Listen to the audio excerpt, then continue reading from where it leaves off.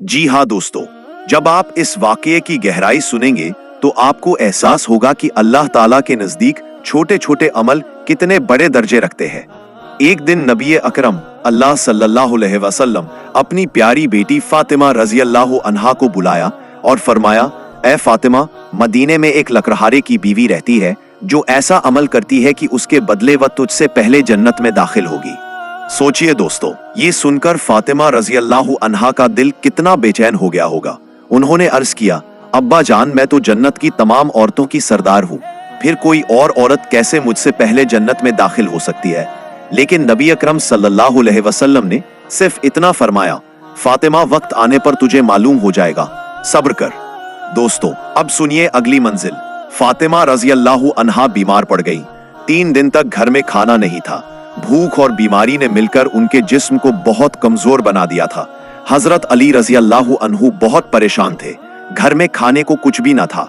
ऐसे में फातिमा ने अपने शौहर से कहा, अली, तुम्हें याद है निकाह के वक्त अब्बा जान नबी सल्लल्लाहु अलैहि वसल्लम ने मुझे एक मुबारक कपड़ा तोहफे में दिया था। ये कपड़ा बहुत बरकत वाला है, लेकिन मजबूरी है कि अब तुम इसे बेचकर घर के लिए खाना ले आओ।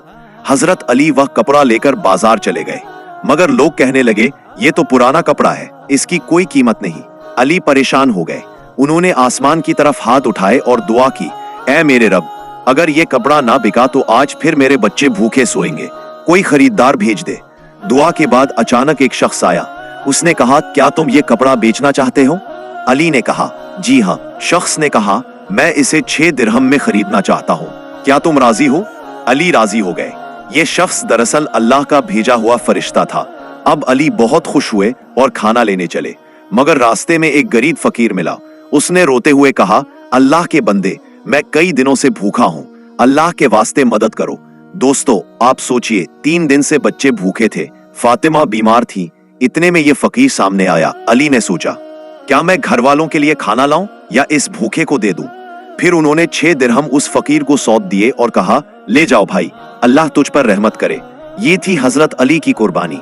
अब देखिए दोस्तों, अल्लाह अपने नेक बंदों को कैसे नवाजते हैं। अली आगे बढ़े। एक शख्स मिला जो लाल रंग का शानदार घोड़ा ला रहा था।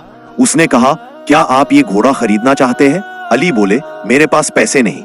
शख्स ने कहा, कोई बात नहीं, इसे 100 दिरहम में ले लीजिए, जब अल्लाह दे तब चुका दीजिए।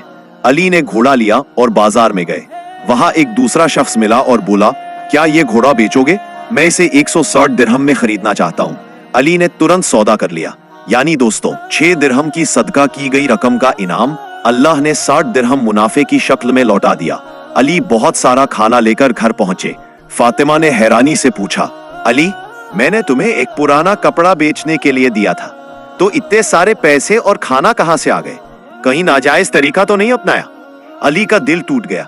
उन्होंने कहा, फातिमा, तुम जानती हो कि तुम्हारा शौहर अली कभी हराम की तरफ नजर भी नहीं उठाता, सब कुछ हलाल है, अल्लाह ने खुद इंतजाम किया है। फिर भी फातिमा के दिल में शुबहा रहा। यही बात आगे चलकर हकीकत को खोलने वाली थी। कुछ दिन बाद नबी सल्लल्लाहु अलैहि वसल्लम ने फातिमा से कहा, ए फातिमा, अब जाओ और उस लकड़हारे की बीवी से मिलो। फातिमा बहुत खुश हुई और गई उसके घर, लेकिन जब दस्तक दी और अंदर जाना चाहा तो औरत बोली, माफ करना, ये मेरे शौहर का घर है, मैं अपने शौहर की इजाजत के बिना आपको घर में दाखिल नहीं कर सकती, आप कल आइए। सोचिए दोस्तों, सामने कौन खड़ी थी?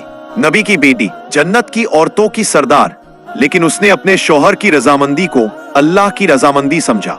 दूसरे दिन फातिमा अपने बेटे हसन को भी लेकर गई, मगर औरत ने कहा, हसन के लिए मैंने इजाजत नहीं ली है। तीसरे दिन हुसैन साथ गए, तब भी उसने कहा, मैंने इजाजत नहीं ली। आखिर चौथे दिन सबके लिए इजाजत ली और फातिमा घर के अंदर दाखिल हुई।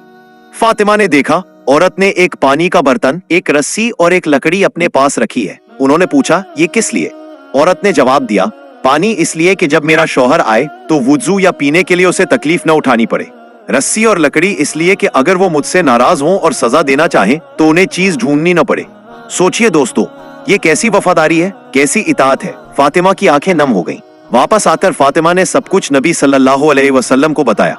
आप सल्लल्लाहु अलैहि वसल्लम ने फरमाया, ए फातिमा, याद है तुमने अली पर शक किया था, जबकि अली ने अल्लाह की राह में सदका कर दिया और अल्लाह ने उसे 10 गुना बढ़ाकर लौटाया। लेकिन उस वक्त तुमने अली से सवाल पूछकर उनका दिल दुखाया। जबकि लकड़हारे की बीवी ने अपने शौहर पर इतना एतबार किया, इतनी वफादारी निभाई कि वो हर हाल में उसकी इताअत के लिए तैयार रहती है।